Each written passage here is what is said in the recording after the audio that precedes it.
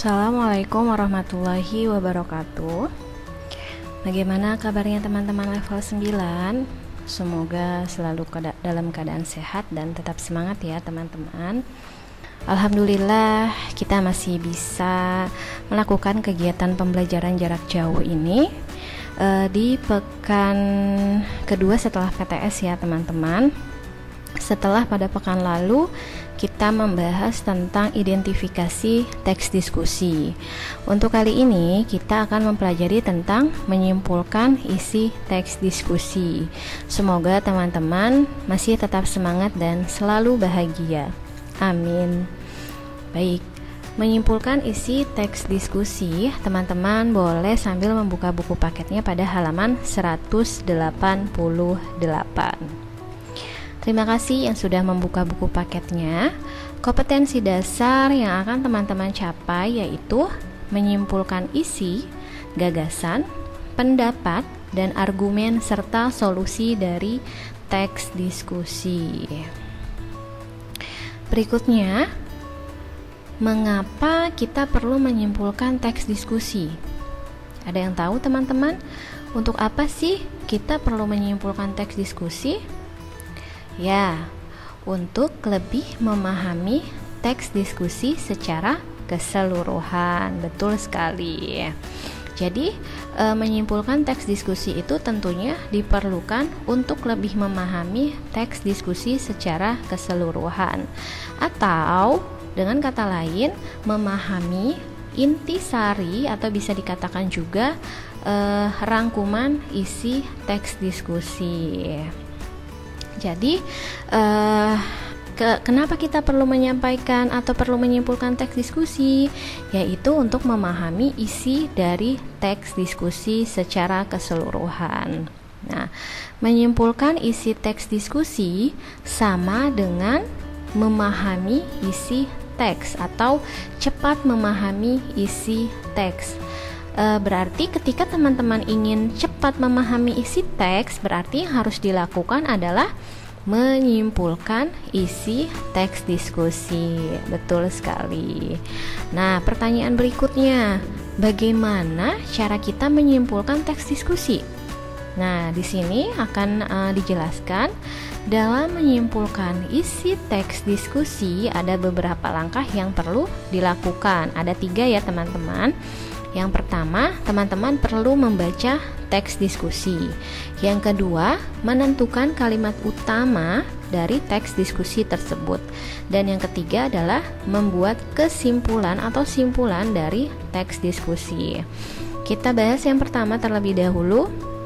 Langkah pertama yaitu membaca teks diskusi. Betul sekali. Kalau kita tidak membaca teks diskusi, bagaimana kita bisa menyimpulkan? Berarti teman-teman perlu membaca secara keseluruhan untuk mendapatkan apa? Mendapatkan atau mengetahui kesan umum dalam paragraf tersebut. Dengan begitu, teman-teman bisa paham apa yang dimaksudkan oleh si penulis atau pengarang. Selain itu, perlu juga mencari kata kunci pada setiap paragraf atau kalimat di dalam teks tersebut. Nah, berarti langkah pertama teman-teman harus membaca teks diskusinya terlebih dahulu ya. Jangan membaca awalnya saja atau akhirnya saja, tapi dibaca secara keseluruhan. Langkah yang kedua adalah menentukan kalimat utama dari teks tersebut. Kita pernah pelajari ini ya teman-teman, menentukan kalimat utama. Kalimat utama sama seperti dengan gagasan utama, ide pokok, dan lain sebagainya. Biasanya kalimat utama itu bisa terletak di awal paragraf, bisa juga terletak di akhir kalimat atau paragraf. Atau bisa juga kedua-duanya, ada di awal dan di akhir. Ada istilah paragraf deduktif dan induktif. Seperti yang teman-teman ketahui bahwa kalimat utama merupakan kalimat yang mengandung gagasan utama pada suatu paragraf. Biasanya kalimat tersebut terletak di awal kalimat. Kalau di awal disebut dengan deduktif maupun di akhir. Kalau di akhir disebut dengan induktif. Dengan menentukan kalimat utama, maka teman-teman akan lebih mudah menyimpulkan isi teks diskusi tersebut. Langkah yang ketiga, teman-teman membuat simpulan. Dengan membuat simpulan, kalimat yang akan dibuat menjadi lebih baik dan benar. Selain itu juga akan mudah dimengerti. Adapun syarat dalam membuat simpulan antara lain, simpulan merupakan hasil analisis teks diskusi, simpulan melukiskan isi dan paragraf, dan simpulan berisi hal-hal penting dari paragraf. Nah, itu adalah langkah-langkah ketika teman-teman ingin membuat simpulan atau menyimpulkan isi dari teks diskusi. Berikutnya, di sini ada sebuah tabel ya. Tabel ini Ibu ambil dari buku paket halaman 189. Boleh teman-teman perhatikan simpulan isi teks diskusi di bawah ini ya. Mohon diperhatikan ya teman-teman, karena tugas yang akan teman-teman kerjakan itu seperti pada slide ke-6 berikut ini. Di sini ada kolom gagasan atau masalah, kemudian pendapat, argumen mendukung, argumen menentang, dan solusi. Isi dari kolom yang ada di slide ke-6 ini adalah tentang minum kopi yang pernah teman-teman baca waktu mengidentifikasi isi teks ya, sama paragrafnya atau teksnya ya. Di sini ada gagasan atau masalah. Gagasan atau masalah yang ada pada teks tersebut tentang apa? Anjuran minum kopi tidak lebih dari 3 gelas per hari karena kopi baik untuk kesehatan. Berarti dalam paragraf tersebut ada gagasan yang mengatakan seperti ini, mengatakan demikian ya, anjuran minum kopi 3 gelas per hari karena baik untuk kesehatan.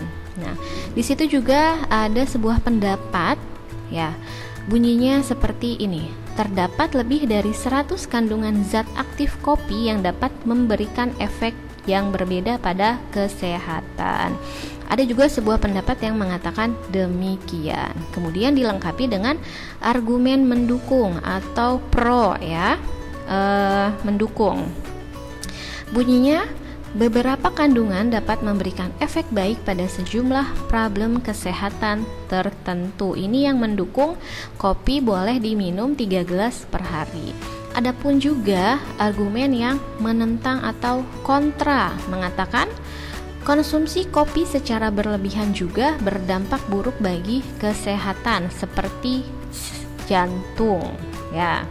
Jadi ada argumen yang mendukung, ada juga argumen yang menentang tentang minum kopi 3 gelas per hari ya. Solusinya apa? Solusinya pun ini teman-teman bisa cari pada paragraf tersebut. Solusinya berbunyi, kopi baik untuk kesehatan jika tidak dikonsumsi secara berlebihan. Jadi semua ini yang ada pada kolom-kolom ini teman-teman tidak mengarang, tapi sesuai dengan paragraf atau wacana yang ada pada teks diskusi minum kopi ya, seperti itu. Jadi teman-teman tidak perlu mengarang bebas atau kesulitan berpikir, tidak perlu, teman-teman cukup mengidentifikasi saja atau menyimpulkan masalah yang ada pada teks diskusi tersebut. Baik, sampai sini harapannya teman-teman dapat memahami ya. Selanjutnya teman-teman bisa melihat tugas pada kolom tugas. Di sana ada 2 teks diskusi. Silakan teman-teman baca teks diskusi 1 dan teks diskusi 2 dan buat seperti pada tabel di slide ke-6 seperti ini. Ada gagasan atau masalah, pendapat, argumen mendukung, argumen menentang, dan solusi. Silakan teman-teman baca teks diskusinya, kemudian kerjakan tugasnya. Sekian dari Ibu untuk pertemuan kali ini karena materinya hanya sedikit. Semoga teman-teman selalu diberikan kemudahan dalam mengerjakan tugas-tugas. Jika ada pertanyaan atau yang kurang jelas, boleh teman-teman tinggalkan pertanyaan pada Google Classroom. Sekian Ibu akhiri.